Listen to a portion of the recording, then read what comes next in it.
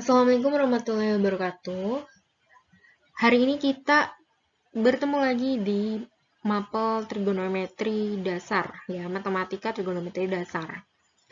Kali ini kita hanya membahas beberapa KD dari trigonometri untuk sebagai penunjang materi kelistrikan di teknik mekatronika. Kemudian, sebelum masuk ke pembelajaran, kita akan membacakan terlebih dahulu tujuan dari pembelajaran kita kali ini. Tujuan pembelajarannya yaitu melalui penggalian informasi dan diskusi peserta didik mampu. Yang pertama adalah memahami perbandingan trigonometri pada segitiga siku-siku. Yang kedua adalah menjelaskan perbandingan trigonometri pada segitiga siku-siku. Yang ketiga, menentukan nilai perbandingan trigonometri pada segitiga siku-siku. Dan melalui pelatihan, peserta didik diharapkan dapat yang pertama adalah menyelesaikan masalah perbandingan trigonometri pada segitiga siku-siku menggunakan sudut-sudut istimewa. Dan yang kedua adalah menyelesaikan masalah perbandingan trigonometri di berbagai kuadran.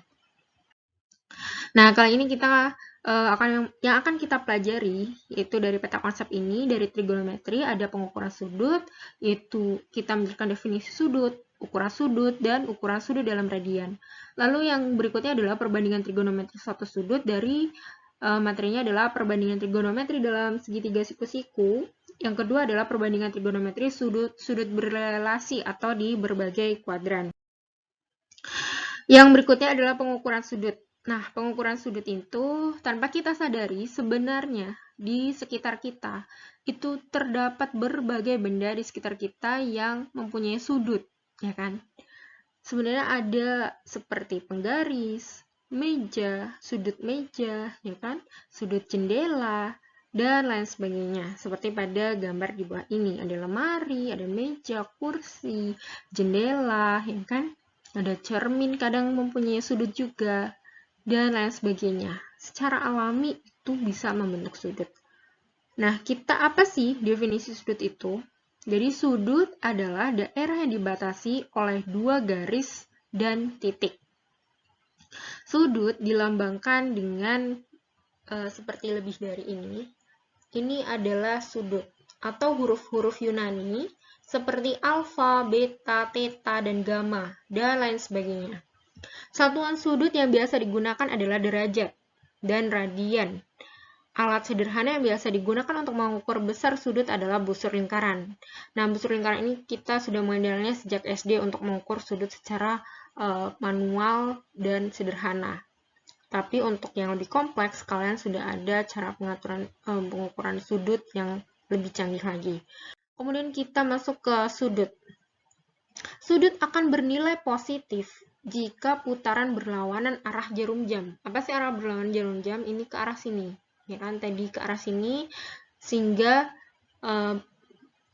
bernilai positif. Akan tetapi sebaliknya, jika bernilai negatif, jika putaran jarum searah jarum jam. Jadi malah jika putarannya berkeliling seperti ini, ya searah jarum jam malah bernilai negatif.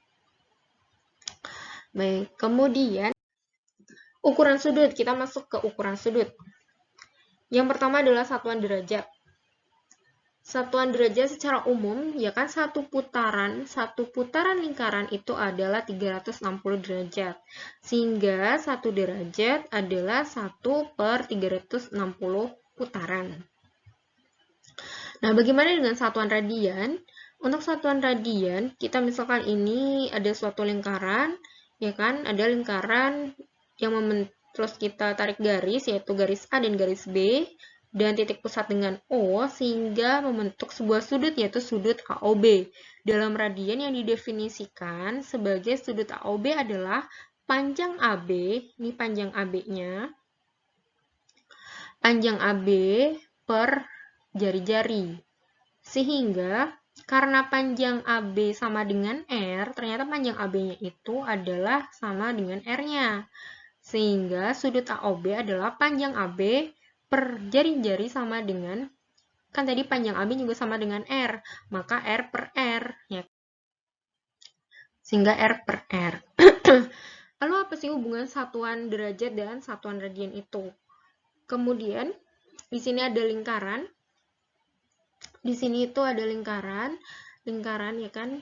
Dan jika OA ini diputar begini sampai ke B ya kan, diputar ke arah sini, diputar ini. Di satu putaran maka busur sama dengan itu keliling, yaitu 2πr.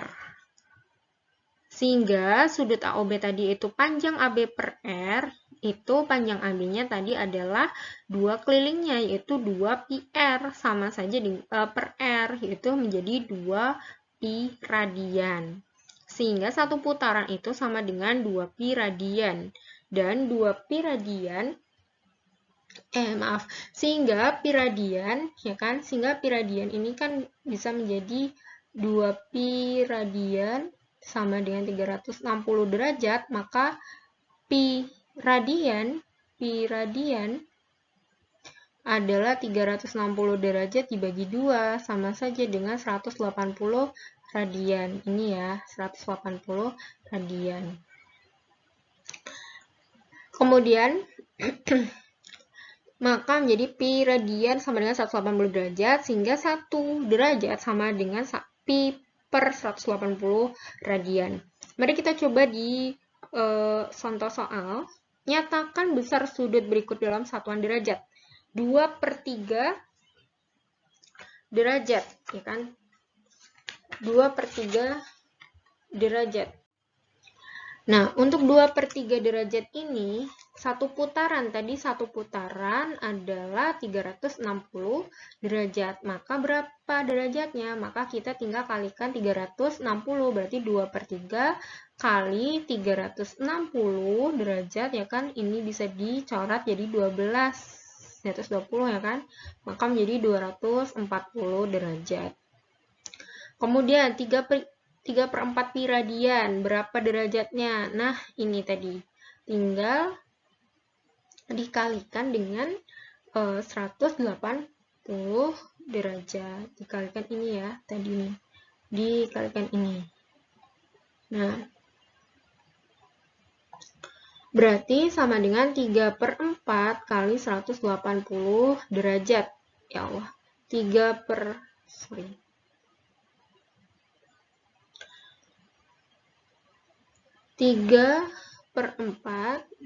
kali 180 derajat. 180 dibagi 4 itu adalah 45. 45 kali 3 adalah 135 derajat. Kemudian untuk 5/6 juga sama dengan yang B, berarti tinggal dikalikan 180 derajat, ya kan? 180 dibagi 6 adalah 30, ya kan? 180 dibagi 6 tadi 30, 30 kali 5 adalah 150 derajat. Nah, bagaimana jika sebaliknya? Yaitu nyatakan besar sudut berikut dalam satuan radian.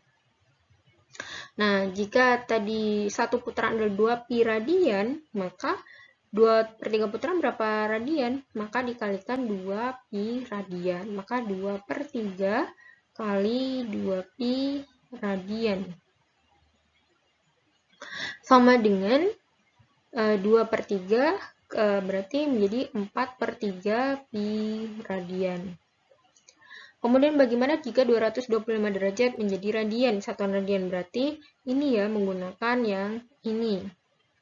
Berarti dikalikan pi per 180. 225 kali pi per 180. Yang 225 sama 180 kita sederhanakan, kita dibagi 25. Itu menjadi 5 dan 4. Sehingga tinggal 5/4 pi radian. Kemudian untuk yang 330, kita juga sama, kalikan 330 kali pi per 180, kita sederhanakan lagi, dibagi dari 30, yaitu menjadi 11 dan 6. Sehingga menjadi 11/6 pi radian. Perbandingan trigonometri sekarang pada segitiga siku-siku. Jika adalah segitiga, di sini ada siku-sikunya, maka mana sih? Ini adalah disebut dengan sisi miring, ya kan? dan di sini ada sudutnya. Jika di sini adalah sudutnya, maka yang depannya itu disebut dengan sudut depan, dan di samping sudutnya disebut dengan samping. Dan sisi miring ini adalah yang terpanjang di antara depan dan samping. Nah, selain itu, jika apabila ini dibalik, tetap saja bukan yang sebelah sini yang panjang, tetapi tetap yang sebelah sini, karena siku-siku ada di sebelah sini. Jadi yang sisi miring tetap yang sebelah sini, bukan yang sebelah sini ya, karena siku-sikunya di sini. Nah, alfa tetap ya, jika sudutnya di sini, maka yang depan tetap yang sebelah sana, dan yang samping adalah yang sebelah sini, bukan yang sebelah sini juga. Kemudian, bagaimana menentukan sinnya? Nah, AB ini, sin itu adalah depan per miring, ya kan? Sin itu adalah sin alfa, yaitu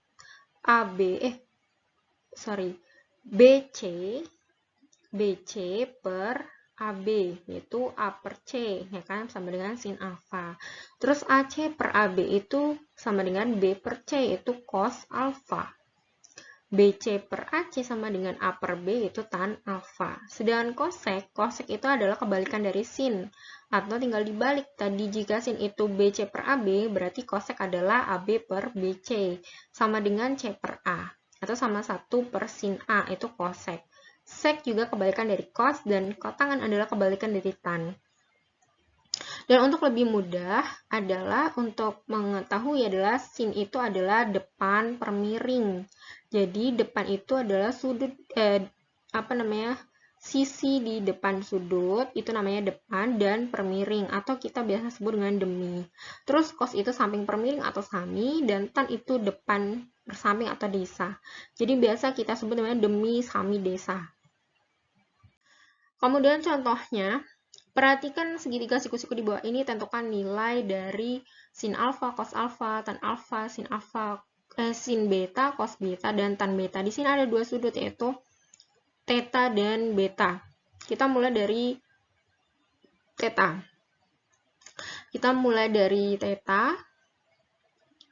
Harusnya alfa ya, itu alfa. Ini misalkan tadi alfa ya, karena di soal adalah alfa. Oke, baiklah. Karena di sini tidak ada sisi miring, padahal kita sin membutuhkan sisi miring, ya kan? Maka kita mencari AC. AC itu adalah dari sisi tegaknya dikuadratkan ditambah sisi tegak yang kedua, yaitu 2 kuadrat plus 3 kuadrat sama dengan akar dari 4 plus 9, itu akar 13. Berarti di sini itu adalah akar 13. Bagaimana dengan sinnya? Sin itu adalah sini adalah miring, ya kan? Miring. Sedangkan jika sini alfa, maka yang depan adalah sini. Ini depan dan ini samping. Nah, maka sin alfa adalah 2 depan per miring, yaitu 2 per 13. Nah, karena belum rasional, maka kita rasionalkan, yaitu menjadi akar 13 per akar 13 sama dengan 2 per 13 akar 13. Kemudian untuk cos alfa itu 3 per 13. 3 itu adalah dari samping per miring. Sampingnya adalah 3 dan miringnya adalah 13. Menjadi dirasionalkan menjadi 3 per 13 akar 13. Untuk tan alfa adalah depan per samping. Depannya itu tadi 2 dan sampingnya adalah 3. Nah, bagaimana? Ini ingat ya tadi. Ingatnya adalah sin itu depan per miring, itu demi, cos alfa itu samping per miring, tan alfa adalah depan per samping. Nah, bagaimana jika kita mulai dari kita berpindah dari yang ke beta ya. Karena di sini tetap sudut siku-sikunya, maka sini adalah sisi miring. Tetap sisi miring. Nah, berarti depannya berganti yang sebelah sini. Ini depan dan ini samping, karena di samping sudut. Nah, mari kita ke sin beta. Sekarang ganti, depannya adalah 3 dan miringnya tadi adalah akar 13. Maka 3/13 dirasionalkan menjadi 3/13. Kemudian cos beta juga sama. Cosnya itu samping per miring, yaitu sampingnya tinggal jadi 2, menjadi 2/3, akar 13 kali dirasionalkan menjadi 2/13/13. Dan tan beta yaitu 3/2. Untuk nilai trigonometri sudut-sudut istimewa. Jadi di dalam diagram kartesius itu ternyata ini sebenarnya bukan diagram kartesius, tapi ini sebenarnya sebuah lingkaran. Di sebuah lingkaran dari 0 derajat sampai 360 derajat. Jadi dibagi menjadi 4 kuadran, yaitu kuadran pertama, 2, 3, dan 4. Dan di dalam kuadran pertama, semua sin cos tan itu bernilai positif. Tapi di kuadran kedua, hanya sin saja yang bernilai positif. Untuk kuadran pertama itu 0 sampai 90 derajat ya. 0 sampai 90 derajat. Untuk kuadran 2 itu 90 derajat sampai 180 derajat. Dan di kuadran ketiga hanya tan yang bernilai positif, yaitu berkisar antara 180 derajat sampai 270 derajat. Dan di kuadran keempat bernilai positif hanya cos, sehingga dan berkisar antara 270 derajat sampai 360 derajat. Biasanya kita akan untuk mengingat adalah menjadi jembatan keledai, yaitu menjadi semua sin di tangan kosong. Semua itu di kuadran 1, sin itu kuadran 2, tan itu kuadran 3, dan cos kuadran 4. Untuk sudut istimewa kuadran pertama, sudut-sudut istimewa itu biasanya terdapat di kuadran pertama, yaitu ada 0, 30 derajat, 45 derajat, 60 derajat, dan 90 derajat. Itu ini tabelnya. Dan bagaimana nilai trigonometri untuk kuadran 2, 3, dan 4? Kita misalkan contoh soal. Di sini adalah cos 150. Cos 150 itu berarti ada di kuadran 2 ya kan? Karena dari 90 sampai 180 berarti ada di kuadran 2. Nah, tinggal kita lihat 180 berarti dikurangi 30, berarti sama saja dengan cos 30. Tapi karena di kuadran 2, cos 30 berapa? Di sini kan min setengah akar 3. Tapi karena di kuadran 2, maka yang positif hanya sin, berarti cos itu negatif. Maka hasilnya min setengah akar 3. Untuk yang berikutnya, cos 225. Cos 225 berada di kuadran mana? Ternyata ada di kuadran ketiga. Nah, di kuadran ketiga ini ternyata 180 sampai 270. Berarti bisa saja 270 dikurangi 45 derajat atau 100, ya kan? Dikurangi 45 derajat berarti sama saja dengan cos 45 derajat itu 45 derajat berapa? Yaitu cos 45 derajat itu adalah setengah akar 2. Tetapi karena ini di kuadran 3, ya kuadran 3 itu kan hanya tan yang bernilai positif, sedangkan ini cos, maka cosnya bernilai negatif. Kemudian untuk cos 330. Cos 330 itu berada di kuadran keempat, ya kan? Kuadran keempat. Kita lihat cos hanya yang bernilai positif. Nah, sekarang ini berkisar di antara 270 sampai 360. Ternyata ke 330 itu sama saja dengan 360 dikurangi dari 30. Sehingga kita melihat cos 30. Cos 30 berapa? Adalah setengah akar 3. Karena di sini kuadran 4 positif, maka hasilnya adalah positif. Nah, atau bisa kita lihat pada gambar berikut ini untuk lebih mudah, yaitu kuadran pertama adalah 90 min alfa, kuadran 2 90 plus alfa atau 180 min alfa, kuadran 3 227 min alfa, kuadran 4 270 plus alfa atau 360 derajat kurangi alfa. Nah, untuk pelajaran trigonometri ini kita sudahi sampai sini dan kita bertemu di pembelajaran selanjutnya. Terima kasih. Wassalamualaikum warahmatullahi wabarakatuh.